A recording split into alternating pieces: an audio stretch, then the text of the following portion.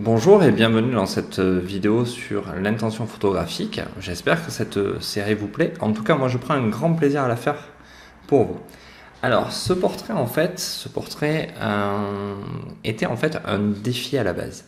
Des fois, quand vous avez des modèles qui n'osent pas réaliser certaines choses, une blague, un défi en fait peut vous permettre en fait de lui prouver qu'elle peut réaliser certaines choses.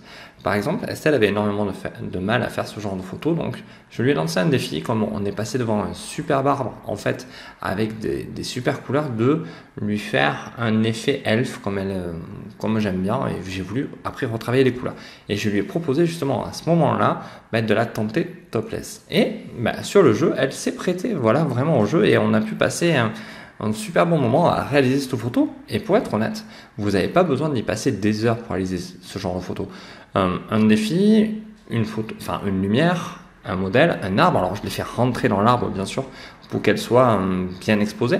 Une lumière qui venait de derrière, mais pas trop derrière le modèle, mais pas trop, comment dire, dominante, mais ce qui permettait en fait d'éclairer très très bien le fond. Et je me suis mis à une très grande ouverture, j'étais à f1.8. Et ce qui m'a permis en fait de créer, vous voyez, le super bokeh autour du modèle. Et ce qui m'a permis en fait, c'était de capter en même temps son regard. Le traitement de couleur après qui a été fait sur cette photo était un choix personnel. Il peut plaire ou ne pas plaire, mais ça c'est une question de goût plus qu'une question de qualité photographique. Je voulais vraiment donner un aspect un peu de chaleur en fait à cette photo. Je suis allé chercher dans les filtres Photoshop de chaleur en fait pour trouver vraiment cet aspect un peu particulier et que j'aime bien en fait. J'étais aussi dans une recherche colorimétrique un peu différente en fait pour mes futurs projets. Donc je me suis servi aussi de cette photo pour ça.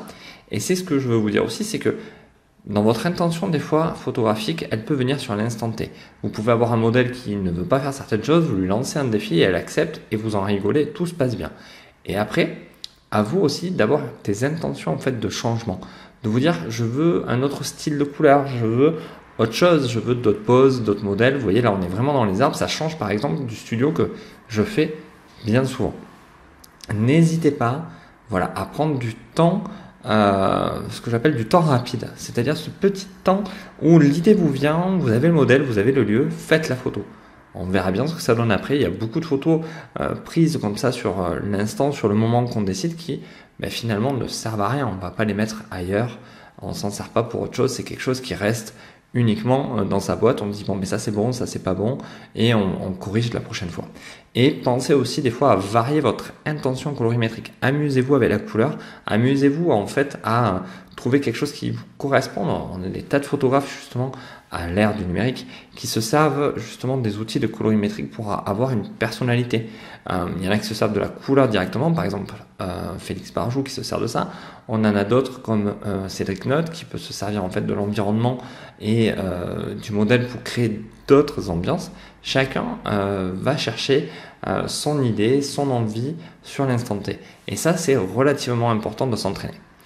J'espère que j'ai été clair pour vous par rapport à cette photo. Moi, j'ai pris énormément de plaisir à la faire, énormément de plaisir à la traiter, ce qui m'a pris pas mal de temps pour trouver quelque chose qui me plaise. Et sur ce, je vous invite à partager, à liker cette vidéo, à me laisser un commentaire si vous le souhaitez, à regarder autour de vous, selon si vous êtes sur Facebook, sur le blog ou autre, pour trouver en fait les petites surprises que je vous ai laissées. Et sur ce, je vous remercie et je vous dis à bientôt. Au revoir.